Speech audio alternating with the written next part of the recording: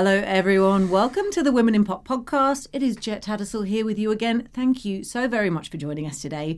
Our guest on this episode is truly one of the most exciting and talented young artists in Australian music today. She dropped her first single in 2020 and has since become one of the leading lights of much of the underappreciated Australian R&B urban scene. She has performed with Kehlani, Ray, Coldplay, has ARIA Award nominations, and today releases her brand new EP, Coming to Terms. It is just divine. You'll hear it in a second. She is here to tell us all about it. It is the wonderful PANIA. PANIA, hello and welcome to Women in Pop. Hello. My God, you've had a good, cracking few years, and we've been listening and absorbing it all.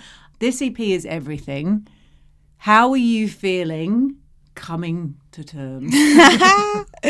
I feel good. I feel at peace, you know. I'm coming to terms, accepting everything. Oh, I love that. It's very, very there. You've described this collection as 4 stages of coming to terms with everything. Yes. Can you tell me where, I guess, not where that idea came from, but how did that shape this collection? Well, I had all of the songs except for Coming to Terms, which is crazy. So I had the EP done and I was kind of brainstorming on, like, once all my songs are done, I kind of do a big brainstorm and figure out the creative direction. And I didn't have an EP title. And then I was kind of just talking with a friend and we were like, you know, we're just like coming to terms with everything. And I was like, oh my God, Coming to Terms. That's like a perfect name for the EP. And then I felt like it was missing a song that really encapsulates my sound and me.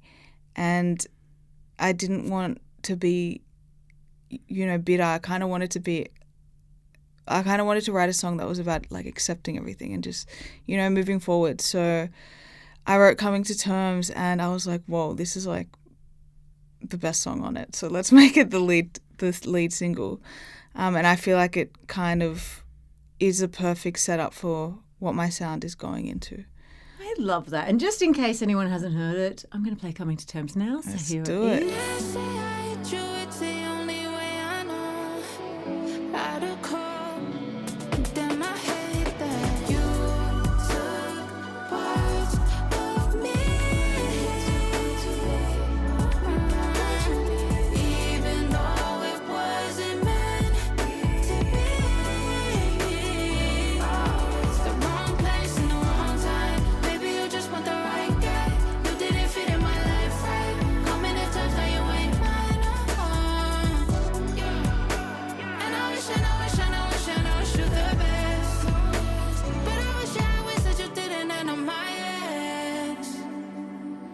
Coming to Terms, it feels like we get that beautiful summer pop intro and it's all breezy, but then it just goes zoom, and it's like collapsing onto a bit of a sofa or falling into the floor actually. And it's this kind of acceptance. Not acceptance, that sounds bitter.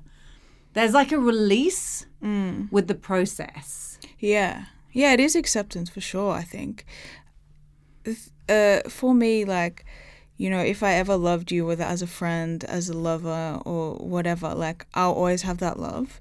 And I think that's the most beautiful thing about me, but also like such a downfall because I'll always remember the good times and I'll always like want someone in my life, which is, kind of crazy. But yeah, I kind of just wanted to come to terms and accept that and put it in a song and just say, you know, like, even though we weren't meant to be, whether as a lover, friend, like, I still love you, I still wish you the best. And it's a shame that I have to call you my ex because, like, I wish I could just still call you my friend.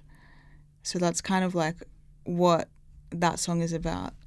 And I don't know, I kind of wanted to create like a feeling and like a singing in the rain R&B moment.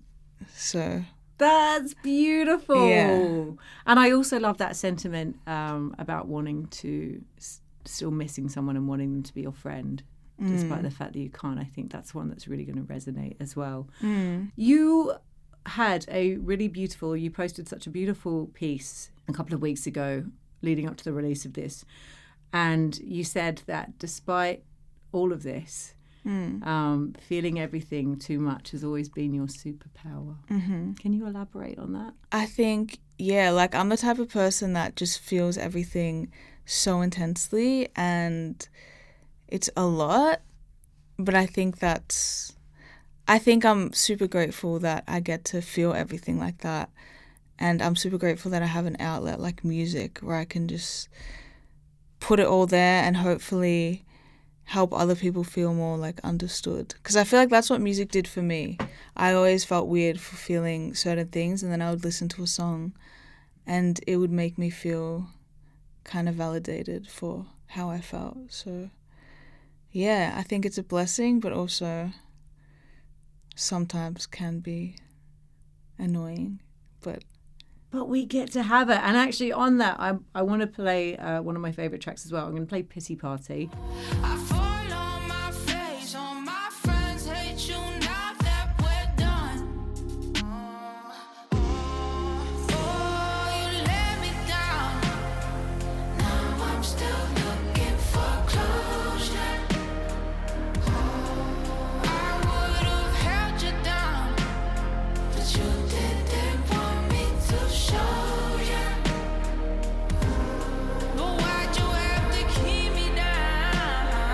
I wanted you to come closer. Why'd you have to keep me down? And now that I'm not around, how does it feel when you hold her? Wanted you to come around and wanna show you things I don't wanna admit. Okay, first of all, this song and the resolve in your voice. Are you fucking kidding me? Like this like low-key snarl that then gets into this beautiful coracle like celebration, which is so perfect because I love that you're singing about a breakup or a partner, but you're really singing it with your friends. And it's like, it's such a beautiful perspective and such an amazing video. If anyone hasn't seen it, please go and check it out. You've said that you put everything into your music. There's no need to say it because it's all in your songs. It's been your outlet. What was it like to finally say some of the things? Because the lyrics in Pity Party are amazing. it felt good, you know. There's some things that I just don't say in the moment, but I'm just like, you know, I'm gonna write a song about this, and so many things that annoy me. But yeah, that's why I got music. Honestly, it felt good, but I also did get a text that was like, "Why would you say that?" So reining it in a little bit, right? yeah, It's kind of awkward, but you know, they get it. They get it. It's in a song. It's a great song. That's what happens when you date an artist, you know. You got to turn up in a song. I want to go back to that beautiful post because you gave a shout out to Chelsea Warner, who produced your album, and it was such a beautiful message because you said that she genuinely made you fall back in love with the process, and I just wanted to know a little bit about that process, particularly that relationship and what it was to fall in love with making these songs with her. Yeah, shout out Chelsea. I think she's amazing, beautiful person, and I think she's going to be one of the biggest producers to come out of Australia. Yeah, I think there was just something special about working with her and just working with a female producer I'd never had before.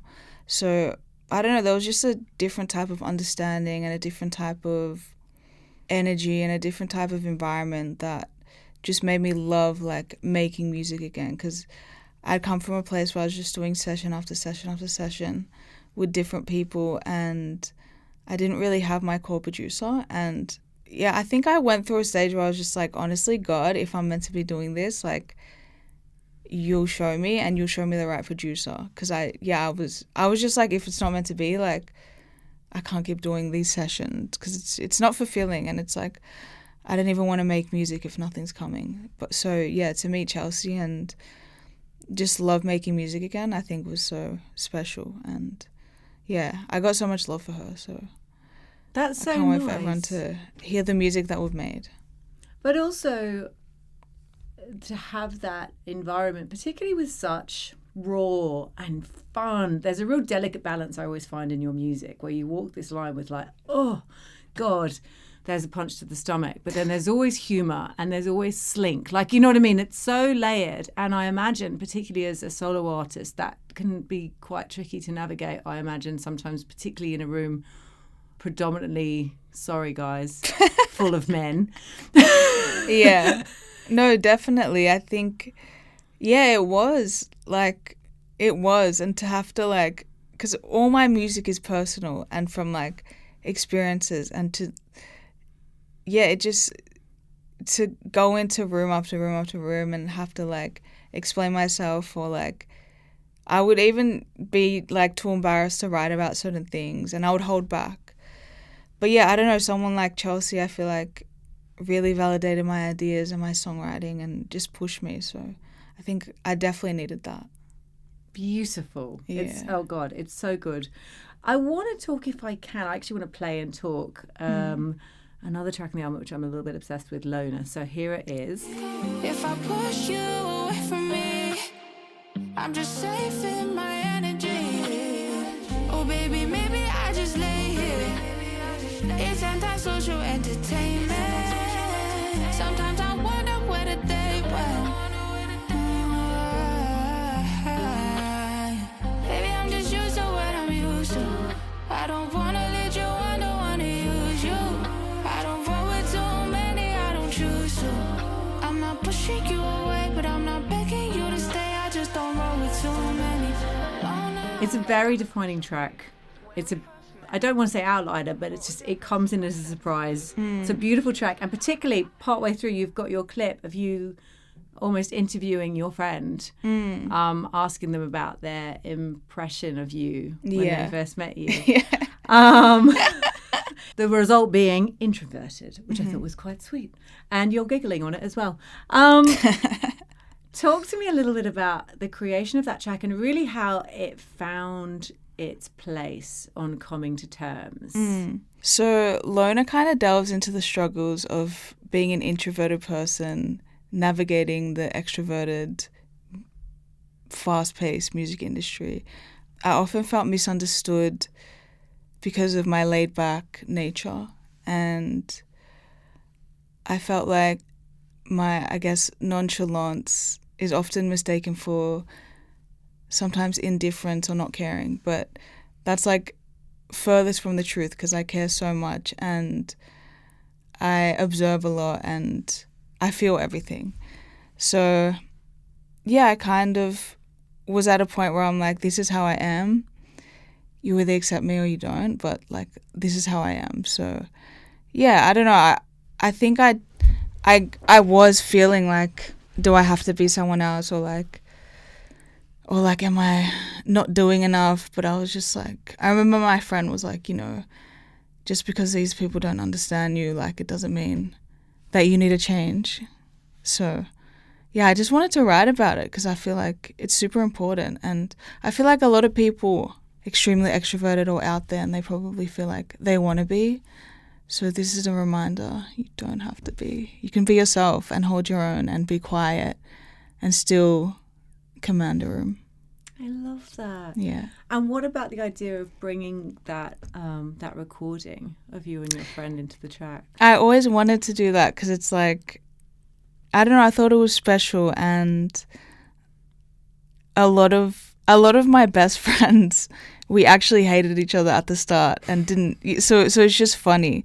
And I knew that he would have something good to say. And I don't know, I feel like my people really understand me in a way that a lot of people don't. So I kind of wanted to get someone who really knows me, someone who really knows me's perspective, and chuck it into the track. I don't know, it felt needed. It's a really beautiful surprise and inclusion. It's really, really delightful. And I'm glad you just brought it up as well. The album is a definite, I don't even know like how to say it, and it's so much bigger than your classic. Like, it's slow, it's chill back. It's like, it's got such slink and such like you're purposely slowing a heartbeat down. It's intentional. That's what it is. The slowness feels intentional, and I love the contrast of it coming in at a juncture, I imagine, in your career that is happening at such a breakneck speed. How do you balance, because I'm hearing it in your music, but how do you, I guess, balance that pace, that slowness in an industry that is so immediate chasing? Yes. It took me a while to get here, but I have a good routine.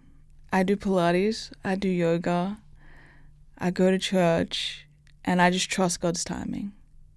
And I surround myself with people that I love and people that understand me. I think that's the most important thing. Because I feel like, yeah, especially with TikTok, we're kind of looking for an overnight hit, but it's like, if you look at all the greats that are like, have sustainable careers, they've been doing this for years, and it took so long for them to get to where they're at. So yeah, it's a constant reminder though, a constant like weekly reminder that I have to have with myself to remind myself, like, just keep going. It's going to happen. I think what's beautiful, and by the way, it already is happening, just she needed to check in. What I think is really beautiful and attractive, and I imagine you're getting this from your audience about your music, is that it's clearly something all of us are in need of, this slowed heartbeat. So it's incredible what you're doing and what you're putting out, because it comes from such a beautiful place, and it's clearly something that everyone's like, oh, I need this pace. This, you know what I mean? This bass line is something I really need at the moment. And even when it's funny, God, you're so funny with your lyrics as well. And when it's cutting and, you know what I mean, and full of love, but it all comes with this delicious pace that just seems to be so... There's something very organic about it. Without, I hate that word used in this process, but there's something very almost biological about it, which I think is really beautiful. So thank you very much. Thank you so much. Of course, we have this incredible EP that I will continue to devour on repeat, and I know our listeners will too. Are you already in like visualizing album mode, or are we just going to keep with this heartbeat for a while and enjoy everything you can with the EP?